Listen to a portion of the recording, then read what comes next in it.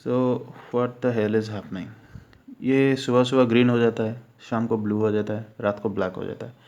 मैंने इसको actually green देख के ही मंगवाया था, लेकिन जब मैंने देखा ये ब्लैक दिख रहा था, डार्क ब्लू दिख रहा था, इसलिए मैंने सोचा अरे यार ये क्यों ऐसा दिख रहा है। मुझे लगा शायद गलत भेज दिया होगा, लेकिन अभी पता चला कि वो ग्रीन तो है, लेकिन वो दिन में दिखता है, रात को ब्लू हो जाता है। रेडियम तो नहीं हो सकता, क्योंकि रेडियम तो बस रात को ही मतलब उसका लाइट्स दिखता है। रेडियम तो नहीं है, ये कुछ और होगा जो दिन में सनलाइट पड़े तो ग्रीन हो जाता है, रात को ब्लू हो जाता है। अभी रात को दिखाऊंगा आपको। तो someone has said bygones be bygones, लेकिन मेरे से होता नहीं वो ज़्यादा, लेकिन फिर भी वो सबको बुलाने की कोशिश में लग चुका हूँ, क्योंकि जो हादसा हुआ है उन सब से बहुत ज़्यादा अफेक्टेड हुआ हूँ मैं, और उसका इफ़ेक्ट रहता है मेरे अंदर, क्योंकि मैं बहुत ज़्यादा क्लोज हूँ सबसे। अपने फैमिली के कोई भी मेम्बर का कुछ हो जाए तो obviously I am too much hurt. तो अभी उस सब से निकलने की कोशिश में बहुत ज़्यादा लगा हूँ, देखते हैं। तो आज सुबह सुबह अभी मेरा सिर्फ एक ही काम है कि अपने नानी का एक टेस्ट करवाना है। यहाँ पे SRL में आया हूँ, तो SRL में उनका टेस्ट करवाने के बाद शाम को रिपोर्ट आएगा, लेकिन रिपोर्ट तो मैं ले नहीं आ सकता क्योंकि हम निकलने वाले हैं अपने गांव। जैसे कि मैंने बोला था मेरे ताऊ जी के बारे में, तो उनका 7वां दिन आज 9वां दिन है। तो 10 दिन के टाइम पे जो होता है काम हमारा, वो सब के लिए मैं वहाँ पे प्रेजेंट रहना पड़ेगा मेरे को। तो मैं वहीं पे जा रहा हूँ थोड़ी देर के बाद, और फिर मिलेंगे। वो सब काम ख़त्म करने के बाद रिटर्न होने के टाइम मिलेंगे। So this is one hell of a cold morning. देख सकते हो आप, चारों तरफ इतना फॉग है, लेकिन बहुत ज़्यादा ही ठंड लग रहा है। और एनीवे आज यहाँ पे ये सब जो टेंट वगैरह लगा है, ये ऑब्वियसली 10 दिन होता है, तो जो काम होता है तो उन सब के लिए। तो मिलते हैं बाद में ये सब ख़त्म करने के बाद। एक्चुअली हमारे हिंदू कल्चर में होता है ऐसा ना कि हम 12 दिन तक हमारे ये सब श्राद्ध वगैरह कुछ होता है, बहुत सारे रिवाज होते हैं, वो सब ख़त्म करने के बाद वापस आना था। लेकिन मैं 10वें दिन के बाद वापस आ रहा हूँ। आई हैव एन एग्ज़ाम जिसके लिए मुझे अभी वापस आना पड़ रहा है जल्दी। और ये तो पहले से ही था, अभी अनफॉर्चुनेटली ऐसा हो चुका था, तो अभी आना है नहीं। तो फाइनली अभी मैं निकल रहा हूँ, अभी निकल नहीं रहा हूँ, अभी आधे रास्ते में पहुँच चुका हूँ। भुवनेश्वर पहुँचने के लिए अभी शायद 15 या 20 मिनट लगेगा। फिर घर जाके बस डेली रूटीन अपना काम करके कुछ खाना बना खा के फिर पढ़ाई करने बैठेंगे, क्योंकि 2 दिन बाद मेरा एग्ज़ाम है। जिस दिन 12 दिन है ना, 13वां दिन में मेरा एग्ज़ाम है। बस अभी पापा को छोड़ के आ गए, यहीं पे बस स्टैंड पे हैं अभी। पापा गए हैं और मेरा भाई उनको छोड़ने गया है, और अभी वो भी आएगा, उसको भी छोड़ के आऊँगा मैं स्टेशन, फिर वो भी चला जाएगा। फिक्र हमेशा लगा रहता है सबके लिए। ऐसा कुछ इंसिडेंट हो जाता है कि खैर बाद में करते हैं बात। जैसे कि मैंने बोला है, मैंने एग्ज़ाम दिया, सो मैं वापस आ चुका था गांव से। अभी अपने भाई को छोड़ के आ गया बस स्टैंड स्टेशन पे, और पापा को छोड़ के आ गए बस स्टैंड में। तो अभी घर जाके बस प्रिपेयर होना है। तो let's talk about my exam. तो एग्ज़ाम जो है, लास्ट टाइम में मैंने इसको दिया था, उसका 2 पेपर होता है। इसका नाम है CTET, central teacher eligibility test. मुझे पता नहीं मैं टीचर होने वाला हूँ नहीं, लेकिन ये कंप्लीट करना मेरे लिए ज़रूरी है। और तो इसका पेपर 1 जो था वो मैंने कंप्लीट कर लिया था। पेपर 2 था जो, वो उसका 1 मार्क से कट गया था। अभी इसका प्रोसेस कुछ अलग हो चुका है, तो अभी दूसरा ये जो पेपर 2 मैं सिर्फ इसको दे रहा हूँ, और इसका सेंटर शायद मुझे, और ये पहली बार हो चुका है ऑनलाइन। इससे पहले ये हमेशा ऑफलाइन होता था CTET। अभी पहली बार ये ऑनलाइन हुआ है। अच्छी बात है, टाइम बहुत ज़्यादा सेव हो चुका है। ऑब्वियसली एग्ज़ाम के टाइम पे गोले भरते भरते टाइम चला जाता है लोगों का, हमेशा होता है। एनीवे तो अभी ऑनलाइन हुआ है, बहुत अच्छा हुआ है। लेकिन एक चीज़ इसमें है कि इसका एक नॉर्मलाइजेशन प्रोसेस ऐड हो चुका है। तो जो नॉर्मलाइजेशन प्रोसेस जो है, उसमें ऐसा है कि अगर आपको ना 1 महीने तक ये एग्ज़ाम चलेगा, तो अलग अलग बैच में लोग एग्ज़ाम देंगे। उनके बीच में किसी का अगर टफ़ क्वेश्चन आ जाएगा, तो उसको मार्क थोड़ा कम आ जाएगा जो उसको अफेयर करेंगे। और जिन लोगों का थोड़ा सा आसान क्वेश्चन आता है ना, तो उनका मार्क्स बहुत अच्छा आएगा। तो नॉर्मलाइज करने के लिए वो दोनों का एवरेज निकाल के एक नॉर्मल मार्क दे सकते हैं। तो जिस हिसाब से कोई अगर अच्छा किया होगा उसका मार्क कट भी सकता है, और जो बुरा किया होगा उसका मार्क बढ़ भी सकता है। तो इट डिपेंड्स। तो ऐसा कुछ हुआ है, तो लेट्स सी क्या होता है इस बार।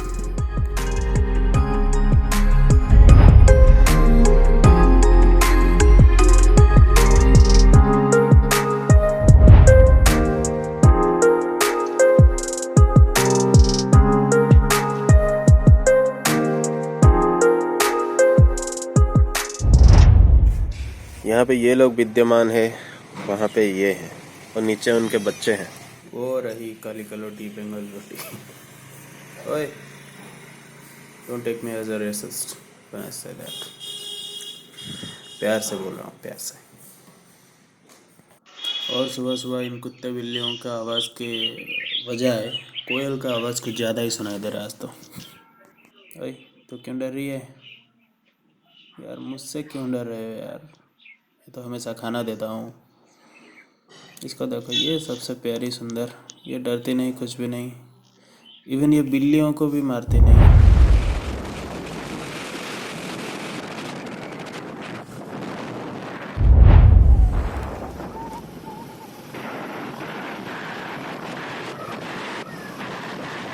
क्या इसका कलर बोला था ना, ग्रीन था, अभी ये ब्लैक दिख रहा है। कैमरा फटा हुआ है पता है, लेकिन फिर भी चलेगा, देख सकते हो आप लोग। ब्लैक दिख रहा है, अभी ग्रीन दिख ही नहीं रहा है।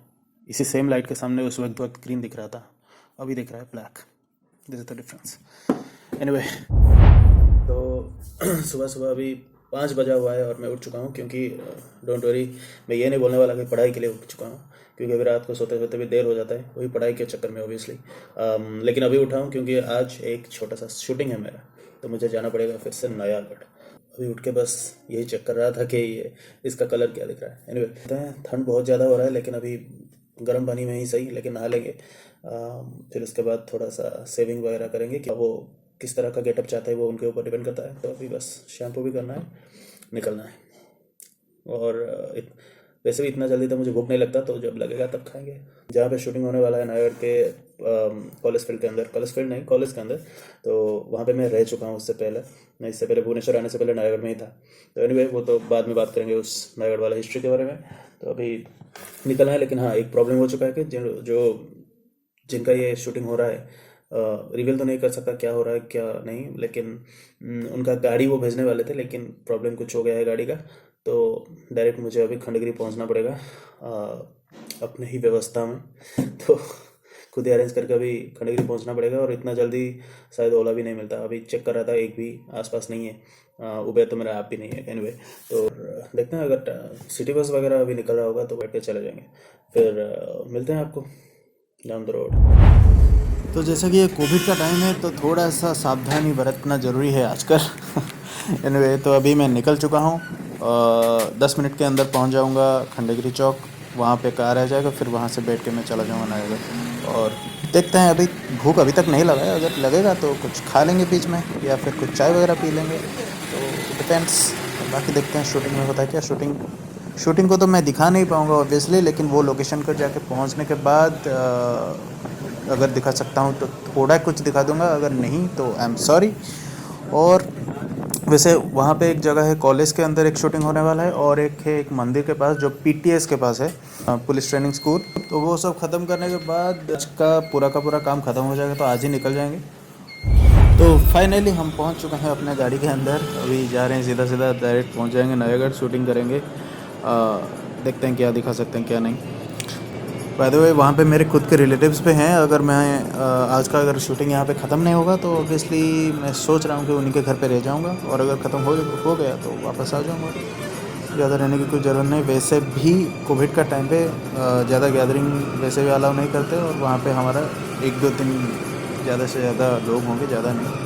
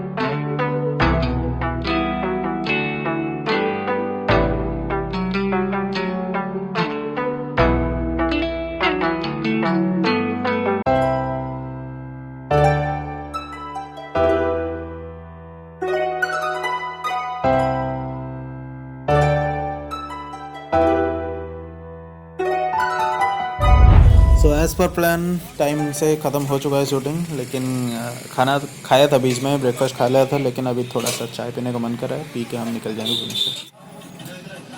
तो यहाँ पे ये भैया अपने काम पे जो लगे हुए हैं एकदम। अच्छा, अरे वाह, स्किल्स मानना पड़ेगा लोगों का। तो किसी एक ब्लॉग में दिखाया था कि बीएड का मैंने सर्टिफिकेट ले गया था, लेकिन सारा का सारा नहीं लिया था, एफिलिएशन रिकॉग्निशन ये सब बाकी था, तो आज उसको भी लेके मैं चला जाऊँगा भुवनेश्वर।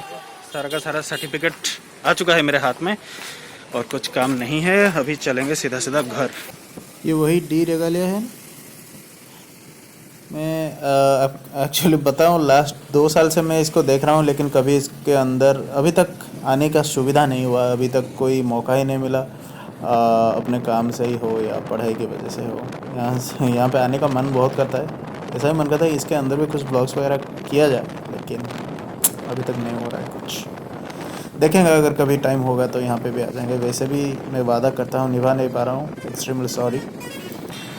बहुत बार ऐसा बोला है कि अभी कोई लॉन्ग रूट पे जाऊँगा, ब्लॉग करूँगा, आपको दिखाऊँगा, लेकिन वो सब नहीं हो पा रहा है।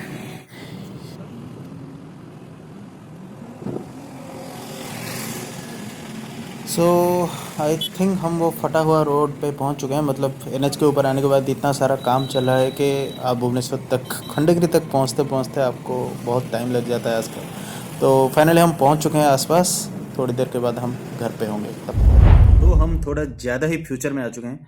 तो वो जो ब्लॉग ख़त्म हुआ है वो एक्चुअली 15 दिन पहले हुआ था, या 15 या 20 दिन पहले। तो अभी उसका एंडिंग बस शूट करने आया हूँ बेशर्म की तरह। और आज एक्चुअली है